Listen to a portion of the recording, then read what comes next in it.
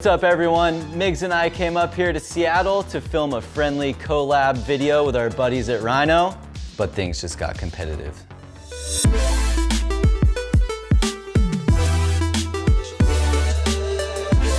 Our friends at Rhino were kind enough to invite us over here and let us use the Evo slider. But before we even had a chance to set it up, we got to talking on how we can turn this into a friendly competition. So we'll let our friend Edward from Rhino come in and explain what this challenge will consist of.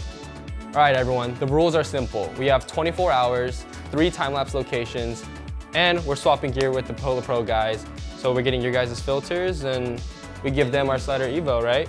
Cool. And we're gonna need you to stay to the very end because we need your opinion on whose time-lapse is gonna be better. And after you watch our time-lapse sequence, be sure to head over to Rhino's channel, watch their time-lapse sequence, and vote on which one you think is better.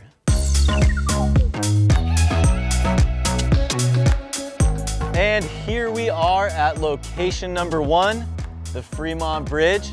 So we're just killing some time right now while we wait for a boat to pass by so we can get that thing opening and closing. Once we get this time lapse fired up, Migs is gonna explain what a time lapse is and how you can use them. All right, cool. So time-lapse photography is a creative way to add a dynamic feel to your video. It condenses a large period into a small period of time to move your story along.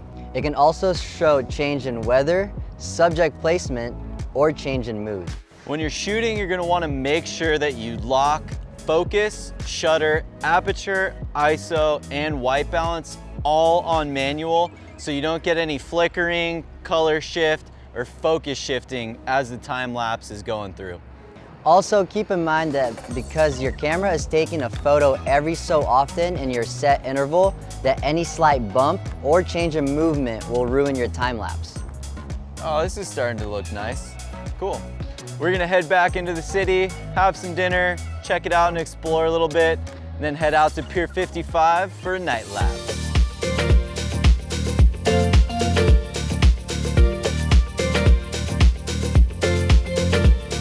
We have arrived at location number 2, Pier 55 here in Seattle. Now this Ferris wheel was supposed to be lit up and spinning, however, it's not lit up or spinning. So we're gonna see what we can get here and see if we can make something work. All right, cool. So we got the time-lapse running and we've been using the Rhino Evo all day and been stoked on how it's been performing. What do you think, Jeff? Yeah, so we've used quite a few sliders in our day and the Evo's probably one of the most intuitive and easy to use out of the box sliders that we've used to date. It's also probably one of the most smooth ones as well. All right, so it's getting pretty late. It's around 1 a.m. We're gonna go get some rest, wake up bright and early to shoot the sunrise.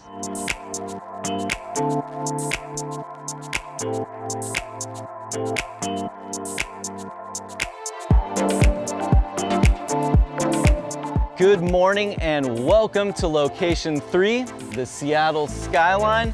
We've got a nice sunrise time lapse set up that we're gonna use to start off our sequence. And while this thing's firing away, Migs and I are gonna explain the importance of shutter speed and intervals. So for most of our time lapses, we shoot at a 2-second interval. We usually like to do this when we're shooting people or cars, but when we're shooting landscapes, we like to shoot at a 5 to 10-second interval for slower moving objects. So we're gonna take you to the streets to show you guys the difference between a 1-second interval and a 5-second interval.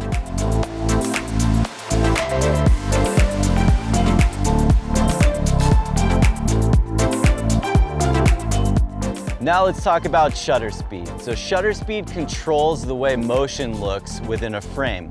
We like to use about a half-second shutter speed on most of our time lapses, and this is gonna put a little bit of blurring on anything that's moving. And when everything plays back in the time lapse, that little bit of motion blur kind of represents the way that we visually perceive motion in real life. And in order to get our shutter speed at 1/2, we actually have to use an ND1000 filter right now in this light to stop down 10 stops.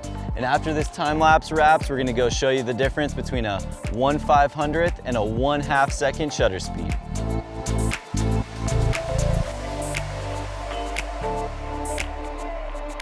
All right, that's a wrap, guys. So let's head back to Rhino and see what they got. Dude, so what'd you think? How'd it go?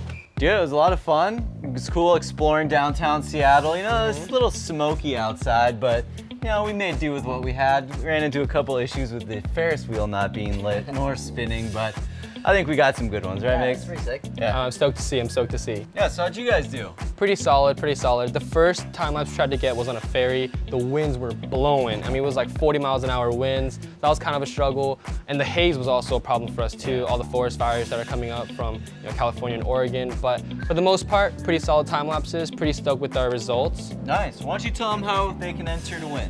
Awesome, awesome. So basically what you guys want to do is watch the video sequence that Polar Pro is making and their time lapses. And after that, come over to our channel, watch our time lapses, and then we're gonna drop a link down below using Gleam where you can vote for your best time lapse sequence for a chance to win Polar Pro quartz line filters and a Rhino Slider Evo. All right, so let's roll that time lapse sequence and let us know what you think. Be sure to vote, and we will see you on the next one.